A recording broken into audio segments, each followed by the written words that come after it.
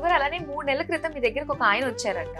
So ఆయన రాజకీయ పరంగా చాలా ఉన్నత స్థాయిలో ఉన్నారు. ఇప్పుడు మీకే ఆయన హెలికాప్టర్ పంపుతాను మీరు నా దగ్గరికి రండి అని చెప్పేసి అంటున్నారని చెప్పేసి చెప్పారు. యాక్చువల్గా ఆయన చాలా రోజుల నుంచి రాజకీయాల్లో ఉన్నారు. నేను మీకు ఇందాకే చెప్పాను, రాజకీయాల్లో ఇంట్లో డబ్బులు తీసుకెళ్లి బయటకు ఖర్చు పెట్టద్దు, భార్య నగలు ఎప్పుడు తాకట్టు పెట్టద్దు, భార్యకి ఎప్పుడు ఒక డైమండ్ నెక్లెస్ కొనాలి, గొప్ప ఆస్తి కొని పెట్టాలి, మనసులో అనుకోవాలి, అప్పుడే మీరు సక్సెస్ అవుతారు. ఆయనకి అదే చెప్పాను. ఆయన ఆస్తులన్నీ చేశాడు, కష్ట నష్టాలు, ఇబ్బందులు, టెన్షన్లు అన్నిట్లో ఉన్నాడు. రాజకీయాల్లో ఒక ఇటు లేదు, సరైన సీటు కూడా రాలా. మన దగ్గరికి వచ్చాక ఈ విషయాలు ఏం చేయాలో చెప్పాను.